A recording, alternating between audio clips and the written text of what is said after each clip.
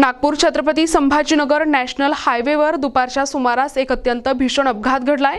कारचा टायर फुटून ती अनियंत्रित झाल्यामुळे समोरून येणाऱ्या दुचाकीला तिने जोराची धडक दिली। या भीषण अपघातात 19 वर्षीय तरुण जागीच ठार झाला असून त्याचा 16 वर्षीय मित्र मृत्यूशी झुंज देत आहे। विशेष म्हणजे वाहतूक पोलीस समोरच वाहनांची तपासणी करत असताना हा अपघात घडल्यामुळे परिसरात खळबळ माजली आहे। अपघातातील हुंडाई i20 कार चालक अक्षय विनोद मंगळे हे आपल्या पत्नी आणि 4 वर्षांच्या मुलीसह काटोलवरून दाभा पहूरकडे जात होते। बोरगाव धांदे शिवारातील पेट्रोल पंपासमोर कारचा समोरील टायर अचानक फुटला, ज्यामुळे चालकाचे नियंत्रण सुटले आणि कार थेट समोरून येणाऱ्या दुचाकीवर जाऊन आदळली।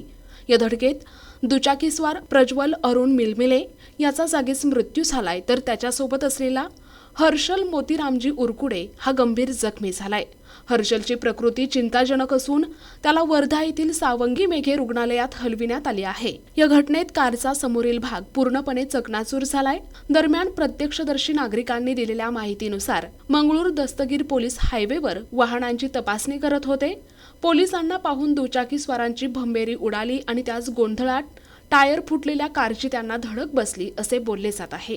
या प्रकरणी मंगरूळ दस्तगीर पोलीस ठाण्यात अपघाताची नोंद करण्यात आली असून पोलीस अधिक तपास करत आहेत।